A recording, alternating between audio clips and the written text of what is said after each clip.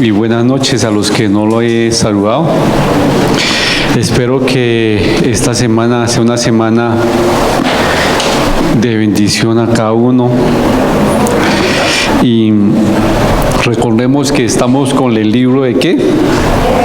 Hechos. Hechos nos va a mostrar cómo fue la historia de los primeros enviados a llevar el Evangelio. Una parte importante que nuestro Señor Jesucristo dio a sus discípulos o a sus apóstoles, le dijo: quédense ahí en Jerusalén, pero le hizo un mandato, un consejo: estén en oración. Mientras esperaban la llenura del Espíritu Santo, ellos tenían que estar en oración, oración unánime. Una oración unánime es todos al mismo lado, enfocado hacia la misma dirección. Muchos quieren tener una oración unánime, pidiendo por sus intereses propios. Y eso no es una oración unánime. Una oración unánime es que todos estén de acuerdo en un propósito. Y aquí el propósito no era personal. El propósito era que el Espíritu Santo llegara a cada uno de ellos, que cada uno de ellos fuera lleno del Espíritu Santo. ¿Para qué? Para comenzar la obra que Dios le haya puesto. Pero mi pregunta es: ¿cuántas iglesias están quietas porque su oración no es unánime? La oración tiene que ser unánime, pero dicen los que saben que a veces una iglesia se mengua porque la oración no es unánime, porque el objetivo primordial es suplir las necesidades de cada persona. Y no es malo pedir por nuestras necesidades, pero la oración unánime en una congregación es que muchos sean alcanzados por la palabra de Dios, que muchos conozcan a nuestro Señor Jesucristo y que vivan una relación con Él, no una religión. Y después ya pidan lo que necesitan, cualquier necesidad. Pero qué triste que la oración de muchas congregaciones es la primera, es la provisión, el sustento, pero no es una oración que nos ponga a hacer más estrategias para llegar a otras personas, alcanzar a aquellas personas que están necesitados espiritualmente. Nuestra oración a veces no es unánime como hijos de Dios. Y viendo eso, me pregunté yo y decía: primero, mis oraciones, ¿cómo estoy orando para Dios? Y en la congregación o en la iglesia que Dios me ha puesto a pastorear, con las personas que tenemos esa unidad en orar, nuestra oración, ¿cuál es? ¿Hay una oración unánime? El objetivo de una congregación es que edificarnos y crecer y compartir la palabra y extender la palabra del Evangelio. Ese es el objetivo. No es para que ustedes y yo estemos acá y rellenándonos cada día más espiritualmente y no compartamos esa bendición. ¿Estamos orando por el necesitado unánimemente? Y por eso a mí me cuestionó mucho el título de esta noche. Y el título se llama... ¿Quién lo lee? Unánimes en la oración. Y si ustedes y yo podemos al menos llevar la idea que tenemos que estar unánimes en la oración, tanto en la congregación como en la familia. Hay necesidades en la familia. Ustedes como esposos tienen una oración unánime sobre esa circunstancia. Ustedes como familia, hijos, papás, están orando unánime para que Dios sea glorificándose en esa petición y que Él le sea revelando su voluntad en nuestras circunstancias. Igual, nuestra oración como iglesia tiene que ser que Dios nos utilice para llevar el Evangelio a aquellas personas que no conocen el Evangelio. Aquellas personas que viven una religión y no viven una relación con Dios. Pero espero que ustedes y yo saquemos el mejor provecho de este estudio. Y los invito a que vayamos a Hechos de los Apóstoles y vamos al capítulo 1, versículo 12 al 14. ¿Quién me colabora? Lo vemos en el nombre del Padre, y del Hijo y del Espíritu Santo. ¿Quién dijo yo? Entonces volvieron a Jerusalén desde el monte que se llama de Olivar, el cual está cerca de Jerusalén, camino de un día de reposo. Y entrados subieron al aposento alto, donde moraban Pedro y Jacobo, Juan, Andrés, Felipe, Tomás, Bartolomé, Mateo, Jacobo, hijo de Alfeo, Simón el celote y Judas, hermano de Jacobo. Todos estos perseveraban unánimes en oración y ruego con las mujeres y por María, la madre de Jesús, y con sus hermanas. Gracias, Karencilla. Aquí vemos que ellos estaban en Jerusalén y fueron al aposento alto. Muchos estudiosos dicen que es el mismo aposento donde nuestro Señor hizo la última cena. Si no, era otro aposento alto. Pero aquí muestra los discípulos de Jesucristo. Primero, ¿quién? Pedro, Jacobo y Juan. Dicen los estudiosos que ellos eran los más allegados a Él, los que están más cerca.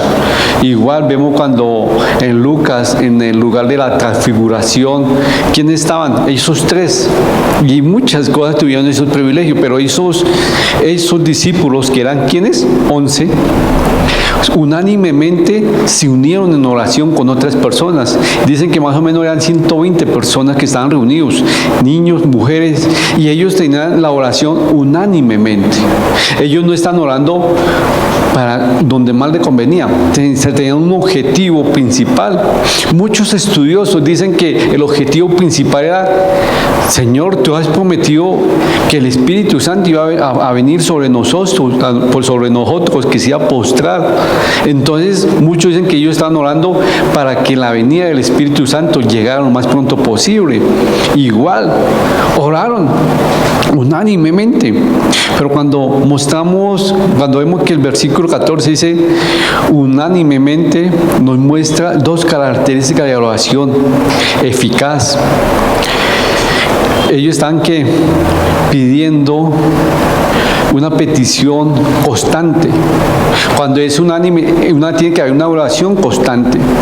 No es como aquellos que ven la necesidad, hoy oro y si me acuerdo en un mes sigo orando. No, ellos están constantes. Una oración unánime tiene que ser constante y en un mismo sentir y en un mismo objetivo. Todo lo que ellos tenían eran que querían ver la voluntad de Dios puesta en ellos. Finalmente debemos observar que ellos fueron muy obedientes a establecer o a mirar la orden de Dios. ¿Por qué? Porque ellos no fueron inmediatamente a llevar el Evangelio a otras personas. Ellos fueron muy obedientes. Y acá le dijo: quédense en Jerusalén, oren ahí. Y cuando venga el Espíritu Santo van a recibir poder. Ellos supieron muy bien que tenían que primero hacer ¿qué? Estar en el lugar donde Jesucristo le había dicho y estar en oración.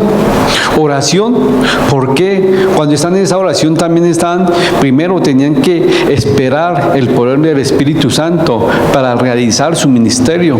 Ellos tenían que reconocer que tenían que depender del Espíritu Santo. Igual, ellos sabían que para eso tenían que orar, porque ese ministerio o esa labor no la iban a hacer en sus fuerzas. Aunque hoy en día nosotros, cuando hemos recibido a nuestro Señor Jesucristo, recibimos el Espíritu Santo, el cual nos confirma lo que necesitamos enseñar. Pero en ese momento ellos están esperando al Espíritu Santo para comenzar su labor. Y acá era algo importante, porque ellos hicieron lo que le mandó. Miren que ellos no estaban moviéndose en sus fuerzas. Otras personas dirían, no, nosotros ya estuvimos 3 años con Jesucristo, ya no las sabemos todas, vámonos. No, fueron muy obedientes. Aunque muchos dirían, pero ¿para qué nos quedemos acá? Si nosotros ya tenemos la capacitación. Ellos no pensaron en sus fuerzas. Ellos hicieron caso. ¿Hicieron caso en qué? Quedarse en el lugar y orando unánimemente. Oraban pidiendo la guía de Dios. Y ahí no ha llegado todavía el Espíritu Santo. Ojo, en este momento el Espíritu Santo no ha llegado sobre ellos. Más adelante lo vamos a verlo. Eso lo vamos a ver en el capítulo 2. Pero aquí había una vacante. Cuando hay una vacante, hay que hacer ¿qué? Llenarla. ¿Cuál era la vacante que había entre los 2:11? El lugar de Judas Iscariote. Ese puesto estaba vacante. Recuerden que los 12 discípulos representaban también las ¿qué? Las 12 tribus.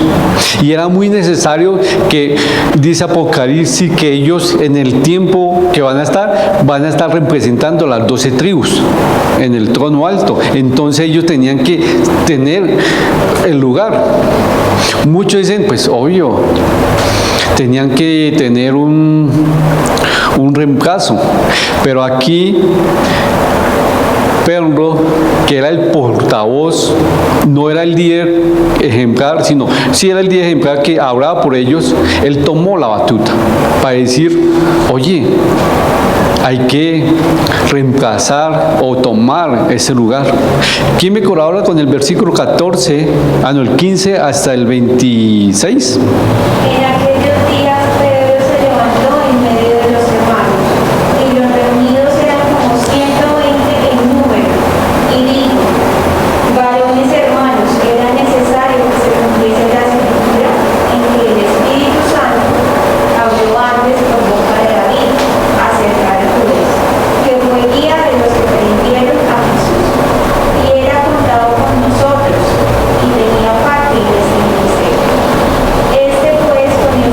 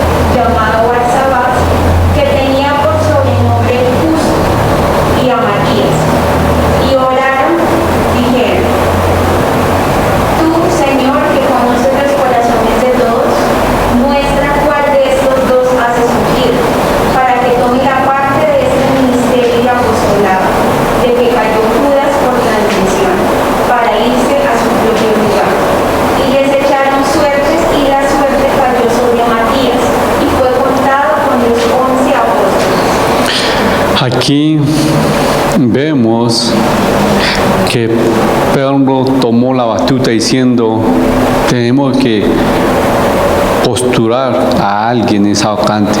Él hizo un recuento de lo que había pasado con Judas. Mostró que él, por su interés o su ambición propia, vendió al Mesías. Pero aquí Pedro nos hace algo importante al decir que la Escritura en el Antiguo Testamento era necesario que pasara esos acontecimientos. Él sabía que era necesario, porque en la profecía, en los salmos, el Espíritu Santo había mostrado al salmista lo que iba a pasar. Y acá vemos que citó el Salmo 69, 25 y el Salmo 109, 8. Pero ahora aquí ya había pasado la traición y era necesario poner eso. Y acá hace tres requisitos para la vacante, para la persona.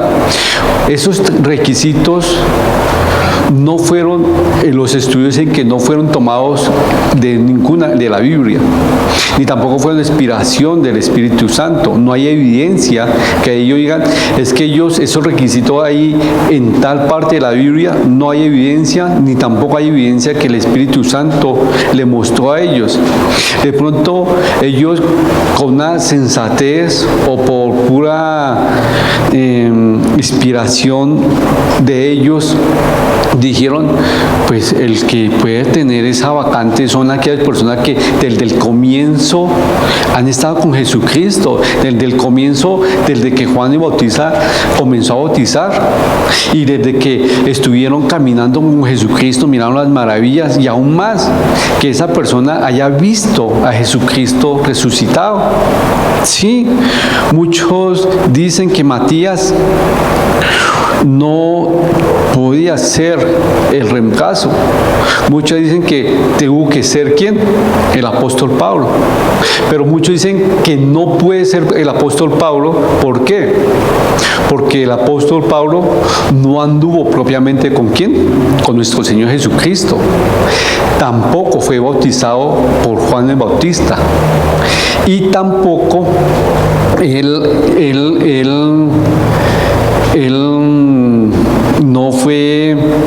no caminó con él, ni vio a Jesucristo resucitado. Tuvo un encuentro con Jesucristo ya resucitado, pero no lo vio como los otros los vieron.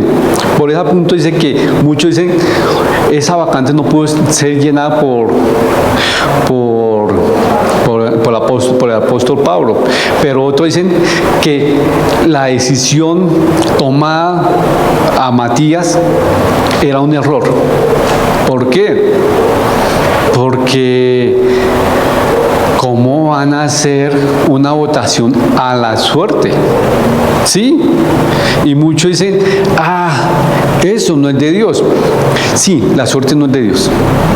Pero aquí, en este momento, ¿ellos qué hicieron?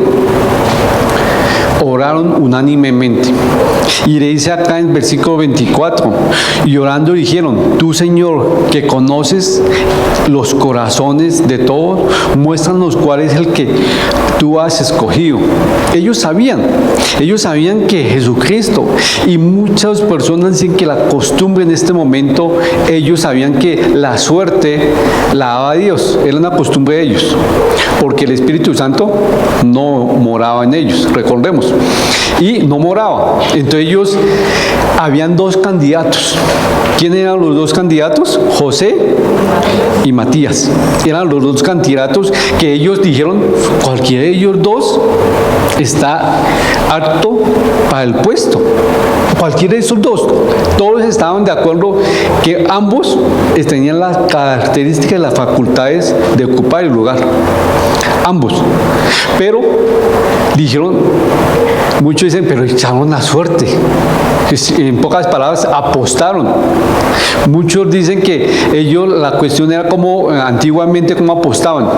Ponían dos roquitas y la marcaban y la botaban en un tazón y la botaban, y la primera que saliera, esa era la que ganaba. Y dicen que eso fue lo que hicieron ellos. Pero ¿era por qué? Porque el Espíritu Santo no estaba. Hoy muchos dicen, ¿sí ve que Dios avala las apuestas para elegir? No, por favor, no. Es la primera y última vez en la Biblia que aparece que hicieron suertes. ¿Pero por qué? Porque la decisión era a la par, sea cualquiera de los dos era bien decidido, pero muchos estudiosos dicen, no, hicieron las cosas mal, pero otros dicen que sí fue hecho, porque Matías y José, en la única porción de la Biblia que aparecen y ya no vuelven a aparecer, es en esta. Son nombrados acá y no vuelven a ser nombrados en ninguna parte más en la Biblia. Y muchos dicen, sí ve, por eso que el ministerio de ellos no fue eficaz. Pero otros dicen que ese llamamiento o ese encargo o ese puesto que fue puesto a Matías fue respaldado por la llenura del Espíritu Santo de los 12. Porque a los 12 fue llenado por el Espíritu Santo. Lo vamos a verlo en el capítulo 2. Si nuestro Señor hubiera estado en contra del llamado de Matías, él no hubiera tenido el Espíritu Santo. ¿En qué? En el Pentecostés. No había recibido el Espíritu Santo, pero como él lo recibió, muchos dicen, avalan que Dios estaba dando acuerdo. No sabemos, pronto muchos han tenido inquietudes, pero ¿por qué ellos tomaron la decisión a la suerte? Muchos dicen que era la costumbre, otros dicen porque el Espíritu Santo no estaba. Mi opinión propia era porque la costumbre de ellos lo votaban así, y ellos decían que la suerte dependía de Dios. Ellos decían que la suerte dependía de Dios, pero desde que entró el Espíritu Santo ya no hay suertes. Ahora no vayan a decir como estos cristianos hoy en día, voy a mirar que Dios me abre acá. Ahí está la palabra. ¿Sí me van a entender? No es un momento para hacer suerte, sino entonces usted dice, bueno, tengo dos candidatos, dos muchachos que me están coqueteando, voy a meter el papelito, voy a hacer los dos nombres en papelito, lo meto en una bolsa y, Señor, el que saque va a ser mi esposo. No, por favor, ya tenemos al Espíritu Santo. El Espíritu Santo nos habla a nosotros. En ese momento el Espíritu Santo no estaba, ¿cierto? ¿Sí estamos? Pero hoy en día tenemos nuestra ayuda. ¿Quién es nuestra ayuda? El Espíritu Santo y esta palabra, ¿cierto? Fácil. Entonces, cuando ustedes, muchachos o muchachas, vayan a elegir su esposo o su esposa, no lo hagan por fuerte. Muy fácil. La palabra dice, yo soy un hijo de Dios. La palabra que dice, no me una con yugo es igual. Si él no conoce a Dios, ya tiene la respuesta, ¿cierto? Muy fácil. Fácil. Y hay que orar. Recuerden que es difícil para muchos ver la voluntad de Dios. Ver la voluntad. A veces no comprendemos la voluntad de Dios. Sí, pero el Espíritu Santo nos habla a nosotros. Ojo, que a veces no sabe tomar la decisión y lee la palabra y está confundido. Ahora tienes que orar unánimemente para que el Espíritu Santo te revele la voluntad de Dios. ¿Cómo lo hace? Por medio de la palabra, por medio, hablando personalmente, por muchas formas, usando a X, pero eso uno lo hace en oración. ¿Sí estamos? No es que, lloré una vez y ya. No, hay que sacar tiempito. Y recordemos, las decisiones en Cristo son demoradas en el tiempo de Él. A veces queremos ya. Yo lo hago. Yo soy una persona afanada, o era una persona afanada que ya quería las cosas, pero hay momentos que yo sé que tengo que tomar la decisión.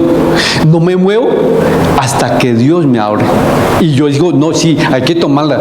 A veces mi amor ay amor, mire, hay que tomar esa decisión. Y yo, sí, yo sé, pero tómala. No me ha dicho nada Dios, no la tomo. Sí, un ejemplo, cuando mi hijita Palomita ella estaba en quinto de primaria, en cuarto, y nosotros la vamos a meterla a la virtualidad, y mi amor, no, que es bueno, miramos todas las ventas, yo sí, bueno, y mi amor, entonces la cambiamos, y yo, no, sé que es bueno, pero espérate que no me ha hablado Dios, esperemos, no hay afán, ya, pero mire, yo sí, pero espérate, hasta que Dios me habló, tomamos la decisión, y gracias a Dios, por la misericordia de Dios, mi hija ha funcionado en este colegio y la ha ido bien. ¿Pero por qué? Porque uno espera que el Espíritu Santo le abre, tanto por la palabra de Dios como a uno, que es difícil, por eso que hay que orar unánimemente para mirar la guía de Dios, no en sus fuerzas. Pero aquí la Biblia nos muestra algo muy lindo, que Dios siempre quiere que nosotros oremos. La oración es de poder. Ojo, ustedes y yo, Dios permite circunstancias en nuestras vidas, cosas difíciles, para que nosotros veamos el poder de la oración, el poder de Dios, para que veamos cómo Dios hace las cosas que uno dice imposible. ¡Wow, Señor, tú lo hiciste! Por eso es que yo he visto personas que han estado enfermas, personas que han estado en escasez, que han tenido dificultad con sus hijos, con sus esposos, y esa oración unánime, Dios la contesta tarde o temprano, en el momento indicado. Y cuando Él la contesta, uno puede decir, wow, Señor, lo hiciste. ¿Por qué? Porque es una oración unánime. ¿Y cuál es la unidad? No que Dios haga mi voluntad, sino que Él haga su voluntad en esas circunstancias. Esa es la unidad que nosotros tenemos que tener primeramente. Buscar la voluntad de Él en esa circunstancia. Señor, eso es lo que yo quiero. Pero esta oración unánime es para que tú me muestres tu voluntad en las circunstancias. ¿Sí me van a entender? Estamos orando unánimemente para que Él sea glorificándote en la necesidad y que Él nos muestre su voluntad. Porque a veces es muy fácil, las emociones, los sentimientos nos confunden. Es que yo me siento mal, me siento bien. Oye, por eso Él nos dejó la ayuda, el Espíritu Santo. Porque sin Él nos habíamos movido, ¿por qué? Por las emociones. Y las emociones cambian a todo momento. Ojo, no se lo olvide. Los sentimientos y las emociones cambian a todo momento. Pero cuando yo tengo una oración unánime en Cristo y confiando que Él me está guiando por su Espíritu Santo, no cambia. Es siempre, porque estoy buscándolo a Él. Pero si yo estoy haciendo una oración basada en mis emociones y mis sentimientos, voy a fallar. Ay, ya no quiero hoy, o no me siento bien para orar. Hoy estoy con la depre. ¿Sí o no? Sí. Y no oran. Pero si yo estoy buscando unánime la oración, sé que tengo que ir a humillarme a Él, buscarlo a Él, porque Él me va a orar. No estoy basándome en mis emociones. Por eso que muchos dicen, yo digo, si usted va a tomar una decisión basada en sus sentimientos y emociones, vas a fracasar. Pero si vas a tomar una decisión basada en la palabra de Dios, con la guía del Espíritu Santo, vas a tener un buen resultado, porque Cristo está en ahí, guiándote. Pero por favor, no tomemos ese ejemplo que nos dice, y echaron suertes. Ustedes y yo no tenemos que echar suerte. Tenemos que echar mano al Espíritu Santo, a la bendita palabra de mi Señor, para que nos guíe. ¿Sí estamos? Por favor. Oración unánime. Y van a decir, Salvador, no, hoy en la alabanza, y no saben que van a tocar esa alabanza, sino hasta que la escuché, y dice, enséñame. Enséñame, y está el Salmo 43, 10 y 11. Me los coloca Samuelito, qué pena que no. ¿Y qué nos dice el Salmo? ¿Quién me colabora con el Salmo 43, 10 y 11? Mi amorcito lo leyó a comienzo de la alabanza, pero ¿quién me lo lee que está detrás mío? Sí. No, todavía no. Salmos 143, 10 y 11. 143, ¿quién dijo yo? A ver, Karencilla, a ver, Lilianita. ¿Sí, ya? ¿Lo tienes? Ale, párate, míralo. Enséñame a hacer tu voluntad, porque tú eres mi Dios. Tu buen espíritu me guíe a tierra de rectitud. Por tu nombre, oh Jehová, me edificarás. Por tu justicia sacarás mi alma de angustia. ¡Wow! Enséñame a hacer tu voluntad, porque tú eres mi Dios. Si ustedes y yo cuando estaba alabando a Dios, y no voy a cantar porque canto bien, pero suena mal. Sí. Dice, enséñame a hacer tu voluntad, porque tú eres mi Dios. Tu buen espíritu me guiará a tierra firme. Por amor a tu nombre, vivifícame. Por tu justicia, sácame. Mira, yo decía al Señor, si ustedes y yo queremos vivir una vida cristiana sin la ayuda del Espíritu Santo, no vamos a hacer nada. Por algo Dios, mi Señor, dijo la promesa del Espíritu Santo. Y ellos estuvieron acá orando unánime, diciendo, no sé, es lo que yo pienso. Y lo que digo, lo que yo haría en eso, digo, Señor, tú nos pusiste en esta. Estamos orando para que tú mandes al Espíritu Santo para que nos guíe, para que nos dé tu poder para hacer este trabajo difícil. Porque el que diga que el trabajo del Evangelio es fácil, es mentiroso.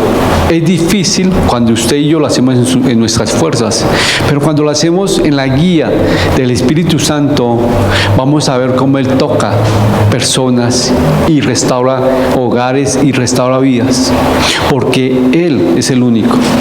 Y esa es la oración unánime que ustedes y yo tenemos que hacer esta noche. Que Él sea cambiando a las personas. Que las personas no sean siendo cambiadas por una religión, ni por la psicología. No, que sea cambiándolo a Él. Que Señor, cambia tú. No sé qué dificultad tiene en su hogar. No sé si tiene dificultad con su esposo, con su esposa, con su hijo, con su hija, con su vecino. Pero yo sé que una oración eficaz y unánime es, Señor, glorifícate y cambia tú. Toma control. Cuando uno hace eso, ve cómo Dios se glorifica. Pero aquí, una lección que dijeron ellos, fueron muy obedientes y perseveraron en la oración unánimemente. No sé cuántas personas están en un hogar y están unánime que son cristianos, hijos de Dios, y de pronto los otros no son. Ustedes están en oración unánime por esa necesidad para que Dios se glorifique. Igual Nosotros somos hijos de Dios. Dios puso este lugar para que su palabra sea expuesta. Una oración unánime es que Dios sea glorificándose en este lugar y que no sea reinando un hombre acá, sino Él. Que Él sea tomando toda la honra y la gloria de Dios. Y le doy gracias a Él porque me puso a mí. Porque no tengo para nada en qué gloriarme. Me equivoco. Y yo sé que muchos vienen para que Dios sea glorificándose en su vida. No sé cómo estamos hoy diciendo unánime en la oración estoy buscando la voluntad de Dios. Esa es la unidad con Él. Yo me estoy uniendo a la oración contigo para que tú me muestres tu voluntad. No para que tú hagas mi voluntad. Nosotros sabemos que nosotros no oramos para que Dios haga lo que yo estoy haciendo, sino que Él me muestre su voluntad. ¿Cómo estamos en esa oración? Esa es la invitación que ustedes hagan ese salmo, que Salmo 153:10, que dice, enséñame a hacer tu voluntad, porque tú eres mi Dios. Si ustedes quieren aprender la voluntad de Dios, tenemos y al Espíritu Santo que nos muestra. El Espíritu Santo nos revela esta palabra para que usted y yo la podamos vivir y ponerla por obras. Porque si usted y yo la vamos a hacerla en nuestras fuerzas, vamos a ir al fracaso. Padre Celestial, muchas gracias por este estudio. Gracias por permitirnos hoy estar acá mirando cómo tú te glorificas